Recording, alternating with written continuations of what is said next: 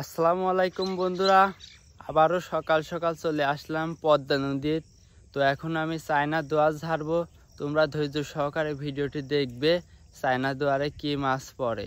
সুপ্রিয় দর্শক মণ্ডলী, আপনারা দেখতে পারতেছেন রতন ভাইয়ের চায়না জালের টোনে কিন্তু আজকে বেশি একটা মাছ পড়েনি। তো আমরা 2 নাম্বার টোন পর্যন্ত অপেক্ষা করব। তো আমরা 2 নাম্বার টোনে দেখবো কি মাছ পড়েছে বন্ধুরা। তো সেই সাথে সম্পূর্ণ ভিডিওটি দেখবেন। তো বন্ধুরা, যারা এখন পর্যন্ত আমাদের চ্যানেলটি সাবস্ক্রাইব করেননি তারা এখনই কিন্তু আমাদের চ্যানেলটি সাবস্ক্রাইব করতে পারেন। এরকম কিন্তু মাছ মারা ভিডিও আমাদের চ্যানেলে আরও অনেক আছে। তো বন্ধুরা, চুঙায় কীভাবে মাছ মারতে হয় সেই ভিডিও আছে। তো বড়শি দিয়ে কীভাবে কেসি দিয়ে মাছ মারা লাগে সেরকম ভিডিও কিন্তু আছে। তো আপনারা সম্পূর্ণ ভিডিওটি দেখবেন বন্ধুরা। রতন ভাই দেখতে পারতেছেন চায়না দোয়ারের টোনটি বাঁধতেছে। তো বাঁধার পরে চায়না দোয়ার এখন খুঁটিত গাড়বি।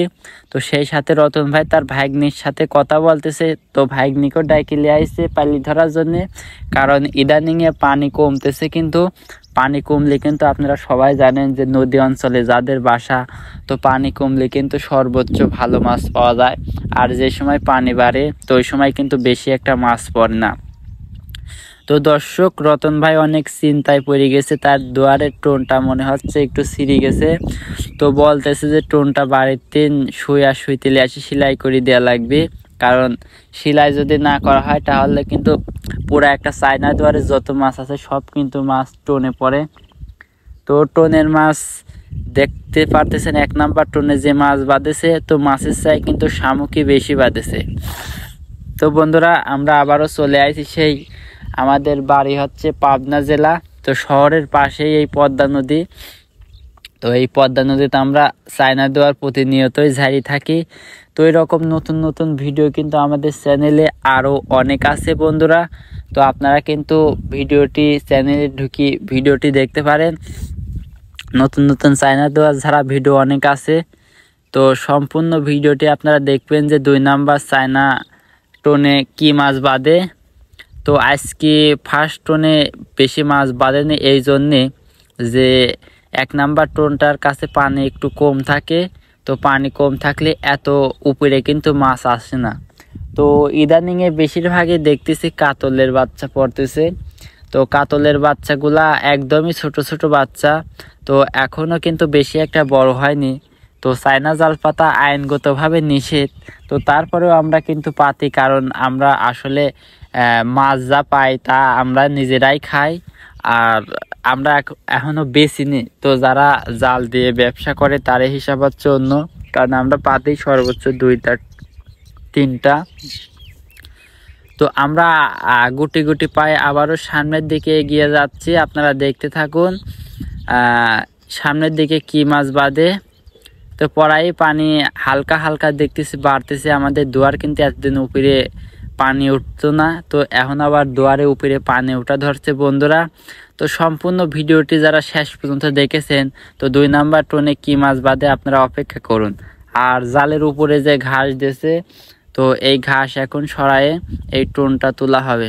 তো রতন ভাই যায় সামনের টোনটা এখন খুলবে। তো ধৈর্য সহকারে আপনারা ভিডিওটি দেখুন। আর দেখুন উপর দিয়ে কিন্তু 2টা কাতলের বাচ্চা দেখা যাচ্ছে, কারণ ওই পানি গরম হলে কিন্তু ওই মাছগুলা মরে যায়।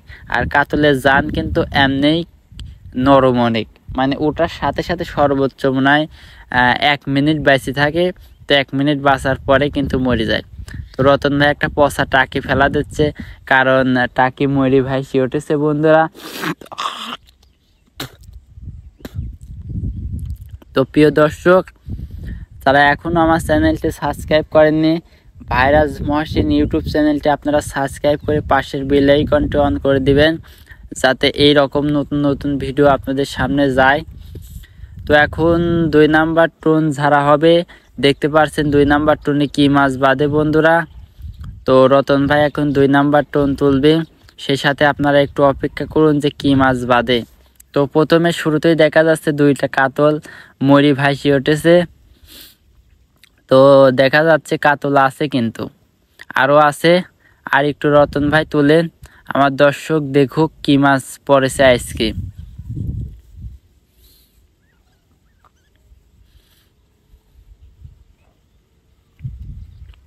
তো বন্ধুরা দেখতে পারতেছেন মাছ কিন্তু অনেক লাফালাফি করতেছে।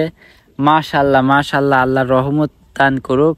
আল্লাহ অনেক মাছ পাতেছে, যে মাছ আমাদের একদিনে কিন্তু খায় ফুরিনি সম্ভব না, কারণ আমরা তো মাছ বেশি না, আমরা নিজেরাই খাই। তো 1 টনের মাছই কিন্তু আমার একক তো হয়ে যায় দর্শক।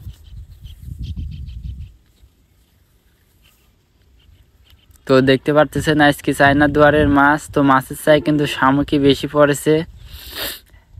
শামুক ফেলাবো তো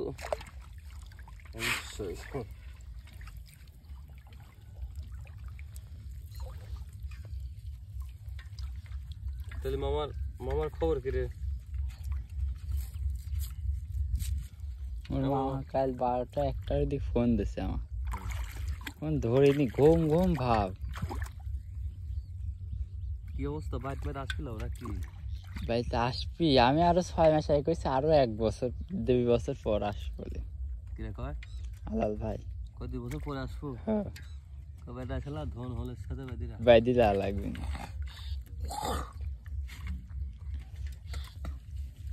কষ্ট বাড়িতে গেলে আমার বর্তমান মেলা খরচ আছে, এবার খরচ তো আছে, কামাই করতেছ খরচ হইলো, খরচ হইলো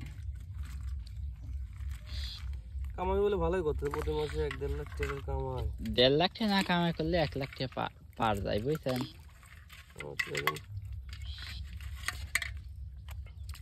বাইরে গেল বন্ধু বন্ধু ছেলে